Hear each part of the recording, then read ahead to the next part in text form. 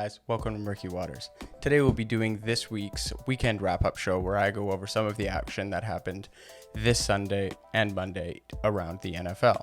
So we'll begin with the New England Patriots, who are suddenly the hottest team in the NFL, winning their last 6 games and doing so in convincing fashion against somewhat formidable opponents.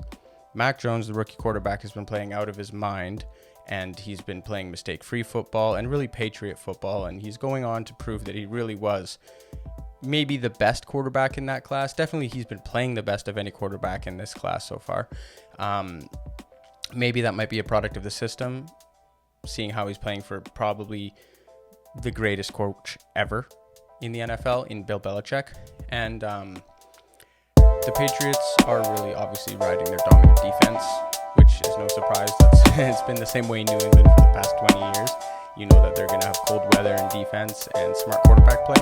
So I think that they've got to be the favorites in the AFC right now. I mean, I know you've got Baltimore and Kansas City, and I've kind of sold some of my stock of Buffalo off. I'm not really impressed with the football they've been playing. Even though they got that win on Thanksgiving, it wasn't very convincing, and it was against a Saints team who's depleted and on a second-string quarterback, and defense is non-existent and running game's non-existent. So I wouldn't really hang my hat on that win if I were the Bills. So yeah, we're going to learn a lot in the next couple of weeks because the Patriots play the Bills twice, I think in the next month, the next 5 weeks for sure, but I think they play them twice in the next month, which is crazy because that's going to decide the division and that might decide the conference.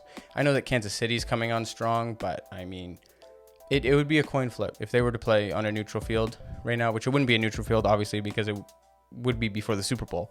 So if New England could manage to get home field advantage throughout the AFC playoffs and get that number 1 seed in a bye, look out, because you might be seeing Bill Belichick in the Super Bowl again with another quarterback.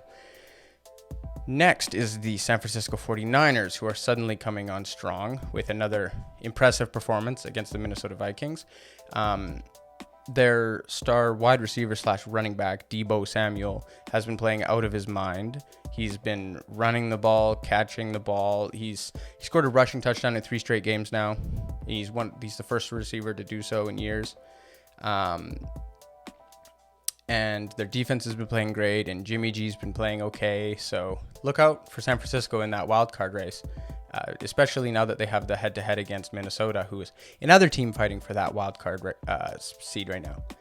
And Miami, after starting the season just terribly. I mean, they won their first week against New England, but then they lost a bunch in a row, and it was starting to look like everything was unraveling, and there was that whole Deshaun Watson drama and his Tua the guy, and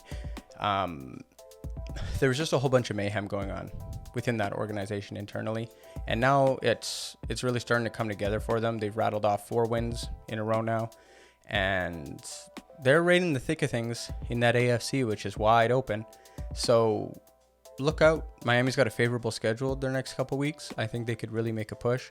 Their defense has been playing great. Tua's starting to prove himself as the starting quarterback. Well, I mean, Miami hasn't had a good starting quarterback since Dan Marino. So, I mean, they really should give Tua a bigger chance than they've given him so far. Like, this is only his second year, and really he's been hurt for half of both seasons. So you got to give the guy a chance. I think he's talented. I think that he just needs the support of his organization, and I think that he will flourish. And I think that Brian Flores is a great coach, and I think they're great defensively. I think they're going to be a good team for a long time to come, but they need to give Tua a chance. Let him prove himself. So I think they're playing great, and look out for them. So my performances of the week, I do one of these every week.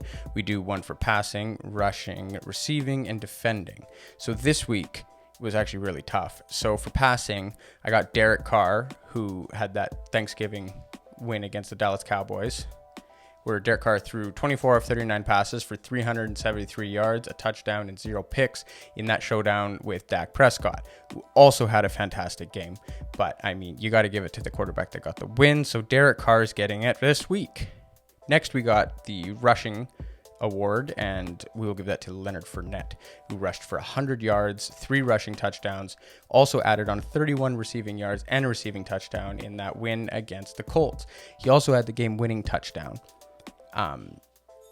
He really is fantastic. I mean, he was drafted 2nd overall, and I had all this expectation on him. Or not 2nd overall. I think he was drafted 4th overall. But he was drafted in the top 10 for sure. And for a running back, that's pretty high. So he kind of had moments in Jacksonville, but I don't think that was the greatest environment for him to succeed in. And then he's given a chance on Tampa Bay, and he comes through last year in that playoff push, and he's been playing great now. And a lot of that's probably the Tom Brady effect and the fact that Bruce Arians is a great coach. So I'm happy for Leonard Fournette. He's really coming into his own on this team.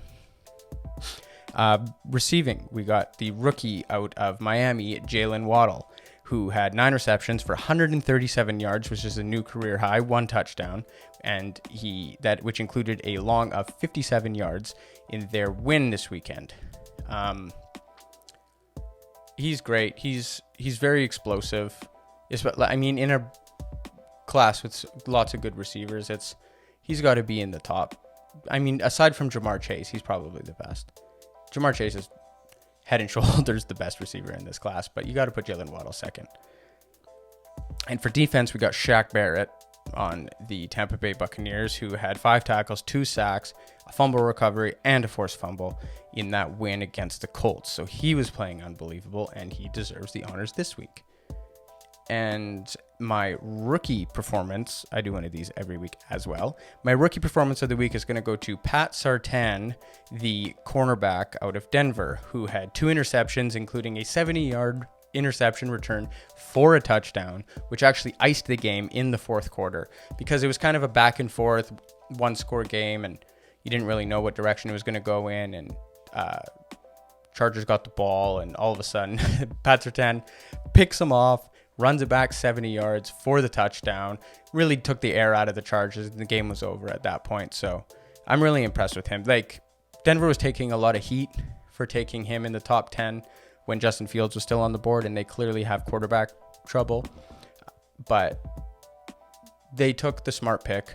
They grabbed the player they knew would be the instant improvement for their roster.